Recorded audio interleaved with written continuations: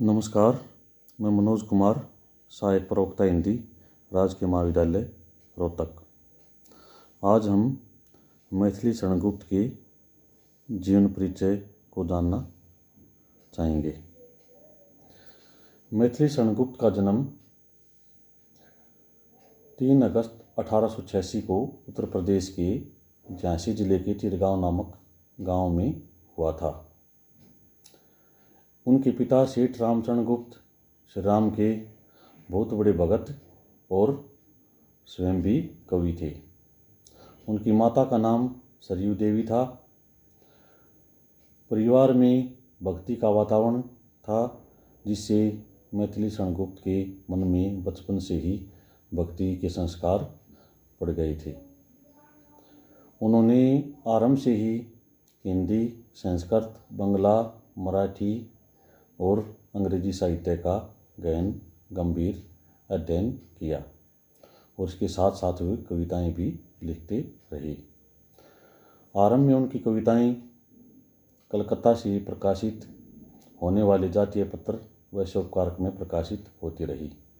उसके बाद सरस्वती का संपादकत्व महावीर प्रसाद द्विवेदी के हाथ में आने के 3 साल बाद यानी कि 1906 ईस्वी से इनकी रचनाएं सरस्वती पत्रिका में छपने लगी और महावीर प्रसाद द्विवेदी के सरस्वती पत्रिका के संपादन करते रहने तक बराबर इनकी रचनाएं इस पत्रिका में निकलती रही।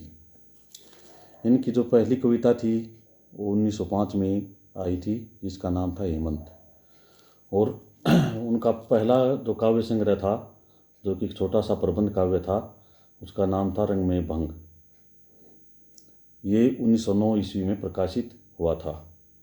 इसकी रचना चित्तौड़ और बूंदी के राजघरानों से संबंध रखने वाली राजपुतियान की कथा को लेकर हुई थी। उसके बाद से मैथिली शरण गुप्त जी बराबर प्रबंध काव्यों की रचनाएं करते रहे। छोटे बड़े प्रबंध काव्य बीच बीच में वो लिखते रहे। गुप्त जी की ओर सबसे पहले हिंदी प्रेमियों का ध्यान खींचने वाली उनकी रचना थी भारत भारती। इसमें उन्होंने मुसद्दस हाली के ढंग पर भारतीयों की या हिंदुओं की भूतकाल और वर्तमान काल की दशाओं की विषमता दिखाई गई है। इसमें भविष्य निरूपण का कोई कोशिश नहीं की गई है। यद्यपि काव्य की विशिष्ट पदावली, रसात्मक चित्रण, वाग विचित्र इत्यादि का विधान इसमें नए के बराबर है, पर बीच बीच में मार्मिक तथ्यों का समावेश बहुत साफ और सीधी सादी भाषा में होने से यह पुस्तक राष्ट्रीय भक्ति की ममता से पूर्ण नवयुवकों को बहुत लोकप्रिय हुई। प्रस्तुत विषय को काव्य का पूर्ण स्वरूप न दे सकने पर भी इसने हिंदी कविता के लिए खड़ी बोली की उपयोगिता अच्छी तरह सिद्ध कर दी। इसी के ढंग पर बहुत दिनों पीछे इन्होंने हिंदू काव्य लिखा। ऐसों की कथा, सौरग सौदरा आदि बहुत सी फुटकल रचनाएं इनकी सरस्वती में निकली हैं, जो मंगल घट में संग्रहित हैं। 1910 ईस्वी में इन्होंने जयद्रथवध नामक प्रबंध काव्य लिखा। यह महाभारत पर आधारित खंड काव्य है। इसमें अभिमन्यु के शौर्य का वर्णन किया गया है। भारत भारती उनकी रचना जो है 1912 में आई थी। इसकी कुछ प्रमुख पंक्तियां हैं, जैसे हम कौन थे, क्या हो गए हैं और क्या होंगे भी, आओ मिलकर विचारें ये समस्याएं सभी। और केवल मनोरंजन में कवि का कर्म होना चाहिए, उसमें उचित उपदेश का भी मर्म होना चाहिए, इस खंड काव्य की प्रमुख पंक्तियां मानी जाती हैं। इसके बाद 1915 में इनका तिलोत्तमा और चंद्रहास नामक नाटक प्रकाशित हुए। तिलोत्तमा एक पौराणिक नाटक है और चंद्रहास भाग्यवाद पर आधारित पौराणिक नाटक है। किसान 1917 में इनकी रचना प्रकाशित हुई, जिसमें भारतीय किसानों की करुण गाथा पर आधारित खंड काव्य है। वैतालिक 1916 में प्रकाशित हुई। इसमें राष्ट्रीय और पुनर्जागरण से संबंधित गीति काव्य हैं। शकुंतला 1923 में कालिदास के अभिज्ञान शाकुंतलम का अनुवाद इसमें किया गया है। पंचवटी 1925 ईस्वी में प्रकाशित हुई। इसमें रामायण के लक्ष्मण शूर्पणखा प्रसंग पर आधारित खंड काव्य है, जिसकी जो प्रथम पंक्तियां हैं, चारु चंद्र की चंचल किरणें खेल रही थी जल थल में, 100 चांदनी बिछी हुई थी अवनी और अंबर तल में बहुत प्रसिद्ध हैं। इसके बाद 1925 में इन कार्य नामक रचना प्रकाशित हुई। 1927 ईस्वी में त्रिपतगा रचना प्रकाशित हुई। 1927 ईस्वी में शक्ति नामक रचना प्रकाशित हुई, जिसमें माँ दुर्गा के शौर्य तथा देव दानव संग्राम वर्णित खंडकाव्य हैं। विकट भट्ट नामक रचना 1928 ईस्वी में आई। इसमें राजपूत सरदार के वचनबद्धता पर आधारित ओजपूर्ण निबंध काव्य है, ये लिखा गया है। गुरुकुल रचना सिख गुरुओं पर आधारित इतिवृत्तात्मक प्रबंध काव्य है। झंकार रचना जो है ये आध्यात्मिक और रहस्यवादी गीतों का संकलन है और ये रचना जो है छायावाद के अंतर्गत आती है। इसके बाद जो है साकेत, जो कि इनकी प्रमुख रचना है, 1931 ईस्वी में प्रकाशित हुई और विमला के चरित्र पर आधारित खंड काव्य है। इसमें रचना में इनकी काव्यता का तो पूरा विकास दिखाई पड़ता है, पर प्रबंधताओं की कमी है। अधिकतर विद्वानों ने इसको एकार्थ काव्य ही माना है प्रबंध काव्य की अपेक्षा। बात यह है कि इसकी रचना उस समय हुई जब गुप्त जी की प्रवृत्ति जो है गीत काव्य नए ढंग के मुक्तकों की ओर हो चुकी थी। साकेत की रचना तो मुख्यतः इस उद्देश्य से हुई कि उर्मिला काव्य की उपेक्षिता न रह जाए। पूरे 2 सर्ग 9वां और 10वां उसके वियोग वर्णन में चले गए हैं। इस योग वर्णन के भीतर कवि ने पुरानी पद्धति के अलंकारिक चमत्कारपूर्ण पद्य तथा आजकल की नई रंगत की वेदना और लाक्षणिक वैचित्र वाले गीत दोनों रखे हैं। काव्य का नाम साकेत रखा गया है, जिसका तात्पर्य है कि इसमें अयोध्या में होने वाली घटनाओं और परिस्थितियों का ही वर्णन प्रदान है। राम के अभिषेक की तैयारी से लेकर चित्रकूट में राम भरत मिलन तक की कथा 8 सर्गों तक चलती है। उसके उपरांत 2 सर्गों तक उर्मिला की वियोगावस्था की नाना अंतर्वर्तियों का विस्तार है, जिसके बीच बीच में आदर्श अत्यंत उच्च भावों की व्यंजना है। प्रेम के सुप्रभाव से उर्मिला के हृदय की उदारता का इसमें प्रसार दिखाया गया है। वियोग की दशा में प्रिय लक्ष्मण के गौरव की भावना उसे संभाली हुई है। उन्माद की अवस्था में जब लक्ष्मण से सामने खड़े जान पड़ते हैं, तब उस भावना को गहरा आघात पहुंचता है और वह व्याकुल होकर कहने लगती है, प्रभु नहीं गिरे, क्या तुम ही गिरे, हम गिरे अहो तो गिरे गिरे। दंडकारण्य से लेकर लंका तक की घटनाएं शत्रुघ्न के मुंह से मांडवी और भरत के सामने पूरी रसात्मकता के साथ वर्णन कराई गई हैं।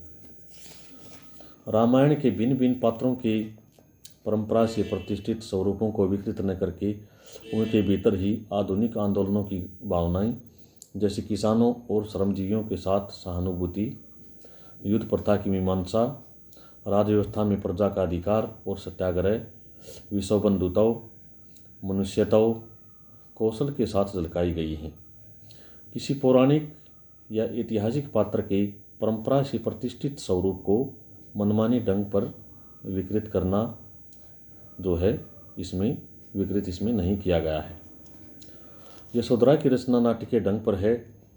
इसमें भगवान बुद्ध के चरित्र से संबंध रखने वाले पात्रों के उच्च और सुंदर भावों की व्यंजना और परस्पर कथनोपकथन है, जिसमें कहीं कहीं गद्य भी है। भावव्यंजना प्राय गीतों में है और इसकी प्रमुख जो पंक्तियाँ हैं, अबला जीवन हाय तुम्हारी यही कहानी, आंचल में है दूध और आंखों में पानी, इसी रचना में है। द्वापर में यशोदा, राधा, नारद, कंस, कुब्जा इत्यादि विशिष्ट व्यक्तियों की मनोवृत्तियों का अलग अलग मार्मिक चित्रण है। नारद और कंस की मनोवृत्तियों के स्वरूप तो बहुत ही विशाल और समन्वित रूप में सामने रखे गए हैं। गुप्त जी ने अनग, तिलोत्तमा और चंद्रहास नामक 3 छोटे छोटे पद्यबद्ध रूपक भी लिखे हैं। अनग में कवि ने लोक व्यवस्था के प्रबंध में उठी हुई आधुनिक भावनाओं और विचारों का अवस्थान प्राचीन काल के भीतर से ले जाकर किया है। वर्तमान किसान आंदोलन का रंग इसमें प्रधान रूप से दिखाया गया है। उच्छ्वास जो 1960 ईस्वी में प्रकाशित हुआ था, इनके 100 गीतों का संग्रह है। चिदराज 1936 ईस्वी में प्रकाशित 5 सर्गों में लिखा गया राजा जयसिंह की कथा पर आधारित खंड काव्य है। नहुस इनकी रचना है जो 1940 में प्रकाशित हुई थी। यह एक नहुस के चरित्र पर आधारित खंडकाव्य है। कुणाल गीत की रचना 1942 में की गई। कुणाल के व्यक्तित्व पर आधारित खंडकाव्य और गेयता की दृष्टि से यह रचना उत्कृष्ट रचनाओं में सम्मिलित की जाती है। अर्जन और विसर्जन 1942 ईस्वी में प्रकाशित, एक जिल्द में प्रकाशित दो लघु खंडकाव्य हैं।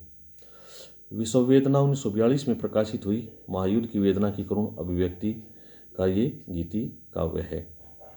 काबा और करबला इस्लाम धर्म संबंधी खंडकाव्य हैं जो कि 1942 में प्रकाशित हुआ था।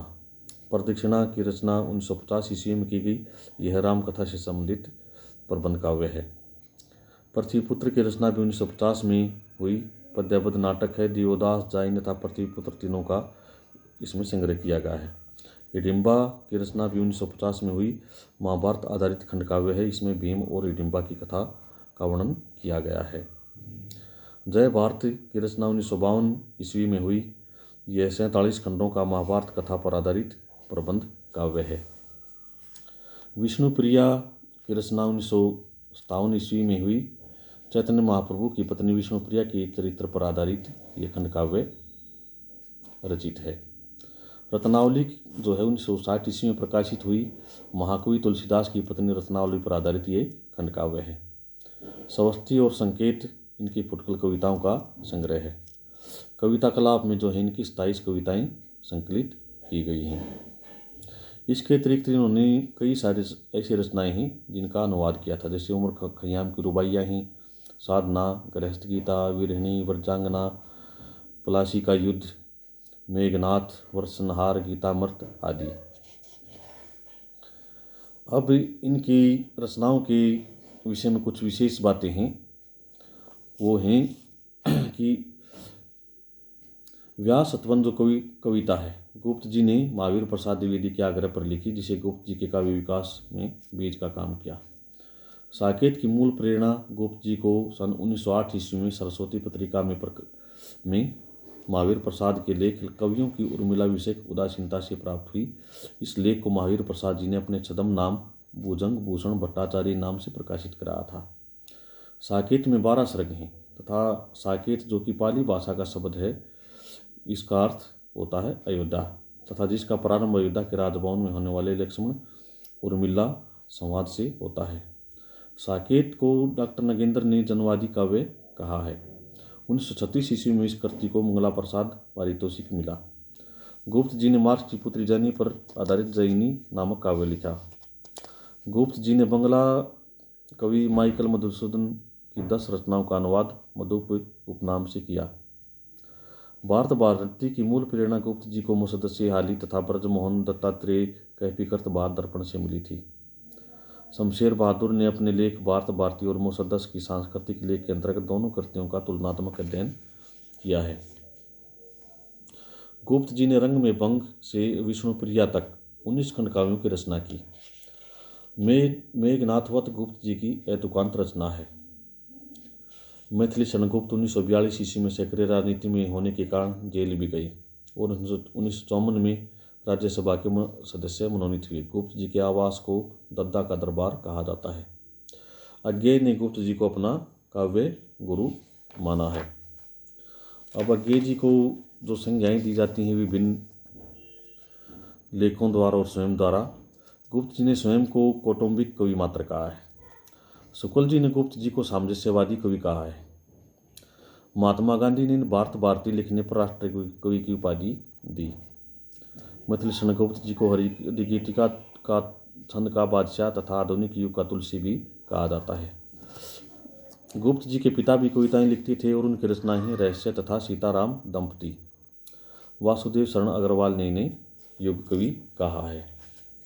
अब आचार्य रामचंद्र शुक्ल कहते हैं कि गुप्त जी की प्रतिभा की सबसे बड़ी विशेषता है कालानुसरण की अक्षमता, अर्थात उत्तरोत्तर बदलती हुई भावनाओं और काव्य प्रणालियों को ग्रहण करते चलने की शक्ति।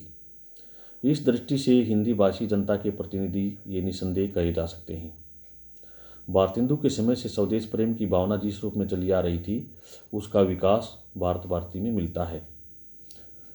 इधर के राजनीतिक आंदोलन ने जो रूप धारण किया उसका पूर्ण आभास पिछली रचनाओं में इनके मिलता है, जैसे सत्याग्रह, अहिंसा, मनुष्यत्ववाद, विश्व प्रेम, किसानों और श्रमजीवियों के प्रति प्रेम और सम्मान, सब इनकी रचनाओं में इनकी झलकियाँ मिलती हैं। अब आचार्य रामचंद्र शुक्ल के अनुसार जो है, गुप्त जी वास्तव में सामंजस्यवादी कवि हैं, प्रतिक्रिया का प्रदर्शन करने वाले अथवा मद में झूमने वाले कवि नहीं। सब प्रकार की उत्साह से प्रभावित होने वाला हृदय उन्हें प्राप्त है। प्राचीन के प्रति पूज्य भाव और नवीन के प्रति उत्साह दोनों इनमें हैं। इनकी रचना जो है अनेक प्रकार के दौर से गुजरी है। द्विवेद युग से लेकर छायावादी और प्रगतिवादी कविताओं का स्वर इसमें कहीं न कहीं मुखरित होता रहा है। धन्यवाद।